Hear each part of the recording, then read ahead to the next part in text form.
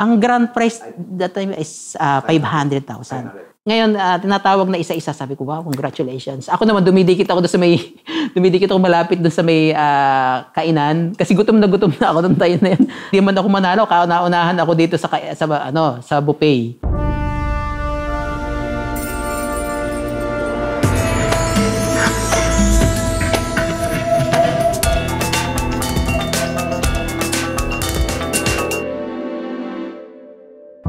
Six years old pa lang ako. Doon na nag-start yung awareness ko sa art.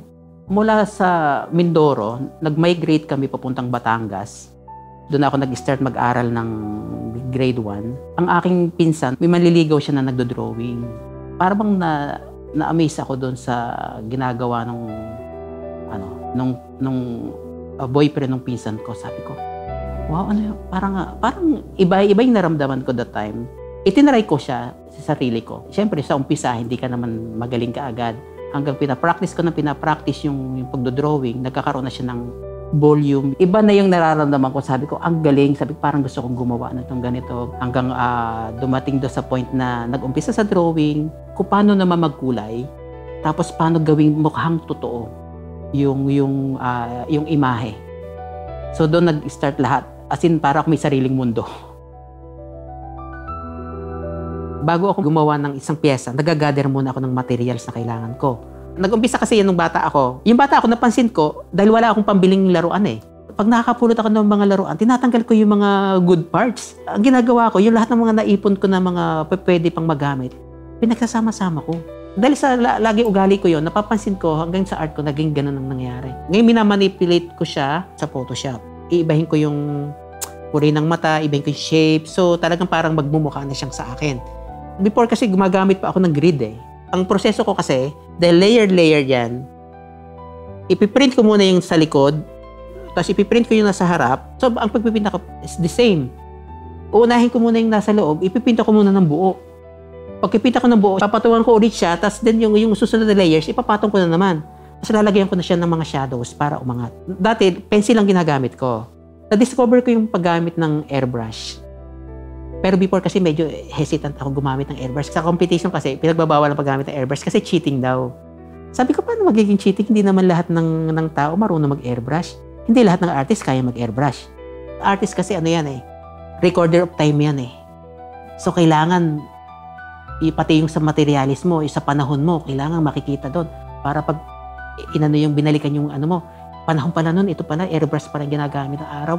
Gumagamit pala ng ganito yung araw. So, nare-record mo yung panahon. Sketch ko, airbrush, bago ko siya ilalapis ulit at i-acrylic ko na, bago ko siya i-brush.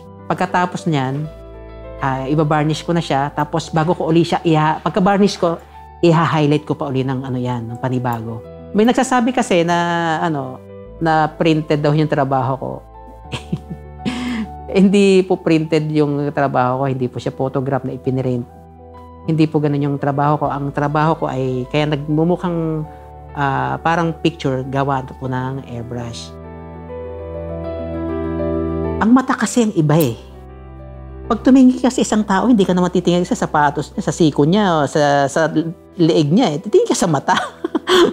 Kasi kahit mag-mask ka, alam ko ikaw yan. Alam ko, ang mata kasi talaga yun na nangungusap eh. Kasi gusto ko talaga, pag tumingin ka sa painting ko, talagang makikipag-usap ka sa mata niya. Ang mata ang may pinaka-expressive sa lahat.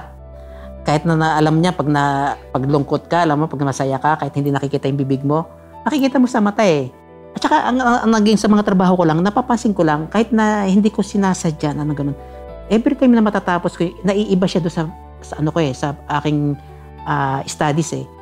Parang lagi siyang may sinasabi.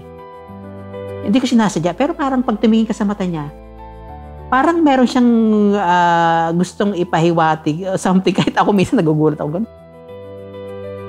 Ang dami mo kasi matutunan sa abstract. Mga pagkakamali ko ay nagiging tekniko eh. Actually, sumusunod na trabaho ko eh. Personal kasi para sa akin kasi ang abstract, every work kasi na gagawin mo, parang isang snapshot ng buhay mo yan eh. Hindi mo na mauulit kasi ang abstract sa totoo lang eh. Hindi katulad ng figurative na kung magaling ka talaga, pwede mo i-replicate. Sa abstract, hindi. Kaya ako talagang sobrang mataas ang pagkakilala ko sa mga abstract artists. alam ko rin pag yung trabaho ng artist ay hilaw pa o malalim, kahit simple, abstract na ganun.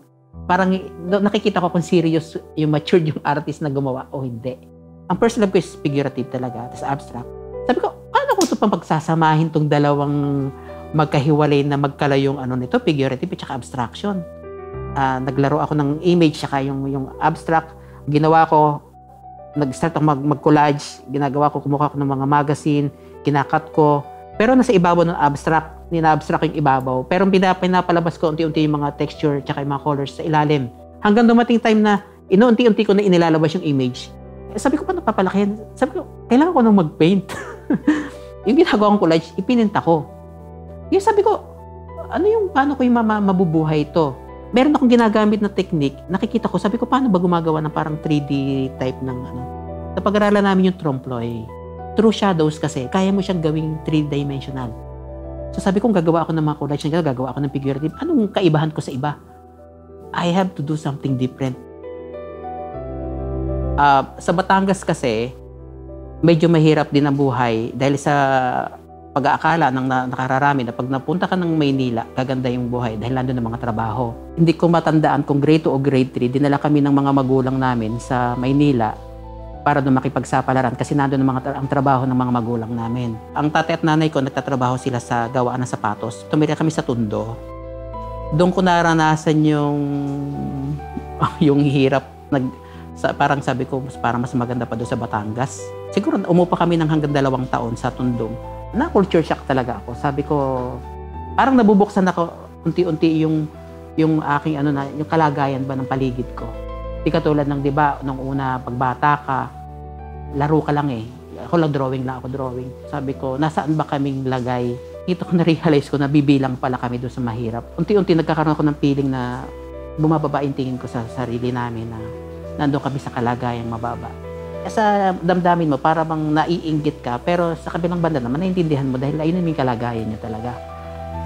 Tapos, galing sa Tondo, nag-migrate naman kami papuntang Bulacan. So, dito na sa Bulacan, nag-umpisa ang lahat.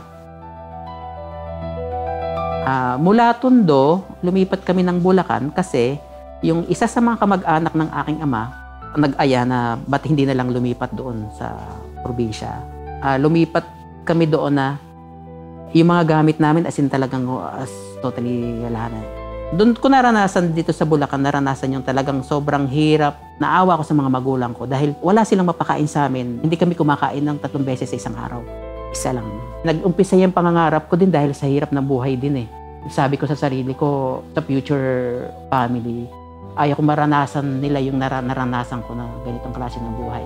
Lalo nakikita ko yung kalagayan namin magkakapatid at ang mga magulang ko. Ayaw kong dumating na nandun ako sa time na katulad ng mga magulang ko na nag-iisip kung sa araw-araw na lang paano ko papakainin ng aking mga anak. Ang hirap kasi sa magulang na gano'n eh. Yung hindi mo maibigay yung para sa mga anak mo. Yung art ay yung nagbibigay sa akin ng saya. Para akong lumalabas sa natural na mundo. Pumapasok ako sa isang mundo kung saan walang lungkot, walang pagkukulang. Nagagawa ko yung gusto ko. Pag wala akong pasok, 10, 11, magano'n. Kasama na ako na tatay ko pagtatrabaho. Meron isang pangyayari na nagtayo kami ng mga poste ng tatay ko sa kalagitnaan ng araw, mga bandang 1:00 ng tanghali. Yung mayroon siyang cyclone wire na kinakabit kami, napatingin ako sa cyclone wire. Nag-umpisa akong mangarap that time. Sabi ko, it must be stopped. Ang alam kong pangarap ko, alam ko talaga maging artist. Pero ang aking ama ay tutol dyan sa pagiging ganyan kasi wala daw pera sa fine arts. Meron kaming isang educational tour nung panahon ng high school. Napunta kami sa National Museum. Pag dating namin sa National Museum, napatingin ako sa Espolarium. Sabi ko, ito na, alam ko na. Alam ko na yung future ko, alam ko na. Hindi ko pa kilala si Juan Luna. Pero yung particular piece na Espolarium, yung nagbigay sa akin ng inspirasyon na pag nabago ang pananaw mo, nababago rin buhay mo eh. Pag medyo naging positibo ka, naging positibo ang buhay mo. Talagang natuldo ka na I'll be an artist. Kaya napili ko yung mga foreigner bilang subjects. So ganito lang kasi yan eh. Sabi ko kung gagawa ako ng puro Pilipino yung ginagawa nila eh. Pag naghilera ka ng mga puro Pilipinong babae dyan, halimbawa, Maglagay ka ng puti kahit hindi kagandahan, pansinin yung puti na yan. Mapapansin yung foreigner. So sabi ko, kailangan gumawa ako ng something na medyo papansinin ako. Kasi meron tayong colonial mentality eh. So gusto ko para ano siya, isa sa mga ano ko rin siguro yon na para magkaroon siya ng ano ba, yung mapansin ka, mapalingon kang gano'n. Bakit dito Pilipino? Parang gano'n. Katulad nga, may nagke-question. Kaya ako ginawa siyang foreigner. Pero hindi naman ako, siyempre, hindi gagawa ng Pilipino. Lagi ko linalagyan ng combination. Gumawa rin akong Pilipino, linagyan ko ng Japanese na mata. Tapos ginawa ko naman siya na parang Pilipino, ginawa ko naman na yung mata niya ay foreigner. Naging addict ako sa competition. As in, unang sali ko sa competition, talo. Pero ako kasi meron kasi ang mentalidad na okay lang sa umpisa. Pag nakita ko na yan, pag nakita ko na yung paanong proseso niya ganyan, doon ako sisibat. Ibig sabihin, aalamin ko muna lahat yan. Alamin ko muna lahat ng kung saan ako papasok. Pagkabisado ko na, madali na para sa akin. So, okay lang sa akin, matalo ako lagi. So, hanggang dumating na pinangarap ko na bago ako umalis dito sa FEU, kailangan mag-grand prize ako. Kasi lagi ako second eh. Third, second. So, kailangan kong mag-grand prize winner. May competition. Sumali ako ng competition. 2 oras ko lang ginawa. Umalis ako. Kasi sinundo ko yung girlfriend ko. Ngayon, tumatawag sa akin si Sir Pontillas. At saka yung dean namin. Demi, where are you? Sabi ko, sir, nandito ako sa SM. Sabi ko, SM, nasaan ka? Sabi, grand prize ka. Natuwa ako nun tayo. Medyo iba kasi ang dating sa akin ng Bangko Sentral kasi parang Battle of the Champion yan eh. May rules kasi na hindi pwedeng sumali ang hindi nanalo ng major award na piling competition. So, ako naman, meron akong second place sa GSIS. Kasama siya dun sa pwedeng sumali. Nag-isip ako ng material. So, ang naisip ko nga is corrugated board. Dahil tinutulugan namin. Ang title ng work ay hearsay eh. That time kasi, uso yung chismis, lalo sa government at saka kahit saan. Yung hearsay, sobrang yan eh, laganap. Corrugated board, linagyan ko siya ng mga parang drawing ng bata na bibig na may pakpak. Parang yung napaglaruan na medyo madumi na. Pinunit ko siya. Para bang pagdating sa dulo, wala ring kwenta eh. Pero nagamit mo din siya. That time, hindi rin ako umaasa ng mananalo ako. Yung awarding na, 4 na messages yata natanggap ko. Parang 2 sa email, tapos merong mga text. Sabi sa akin, you're one of the finalists. Sabi, tuwa na ako noon. Ba't ba ako tinatanong nung about do sa tin? Sabi, pag may tin, may pera. Ang grand prize that time is 500,000. Ngayon, tinatawag na isa-isa. Sabi ko, wow, congratulations. Ako naman, dumidikit ako doon sa may kainan. Kasi gutom na ako doon tayo na yan. Hindi man ako manalo, kauna-unahan ako dito sa buffet. Tinawag na yun, sabi, from Santa Maria, Bulacan. Unti-unti yung balahibo ko. Simula sa baba, umaangat pa. Hanggang dumating sa ulo ko. Tinawag yung pangalan ko. As in, sobrang, that was the biggest surprise I ever had that time. Sa competition. Ang advice ko lang sa mga nagsisimula pa lang sa mga bagong artist, magkaroon kayo ng goal. Ano ba yung gusto nyong gawin? Ano ba talaga? Kasi meron dyan na hindi pala talaga maging artist yung gusto. O, kung artist kayo, magkaroon kayo ng goal sa ano ba yung gusto nyong marating at huwag kayong titigil mag-aral kasi ang pag-aaral kasi dire-diretso yan eh. Kahit na kami, kahit na ako, even yung mga masters na patuloy pa rin pag-aaral kasi para ma-develop ang art. Huwag kayong titigil na mag-evolve yung trabaho nyo. As in, kailangan nag-i-evolve ang trabaho. Huwag kayong titingin sa kung ano yung makukuha nyo dyan sa art. I mean, pera. Halimbawa, gusto mo lang yung makabenta? No. Ang isipin nyo, ano ba yung maibabahagi mo bilang artist? Hindi yung kung ano yung makukuha mo dyan sa art. Focus sa trabaho. Kasi pag focus ka sa trabaho, susunod na lang yan eh. Susunod na lang yung pera, yung fame. Laging kailangan may nagawa kang piyesa, kailangan mong, kumbaga sa competition, kailangan i-beat mo yung una mong ginawa. Kailangan yung sumunod mong ginawa mas maganda.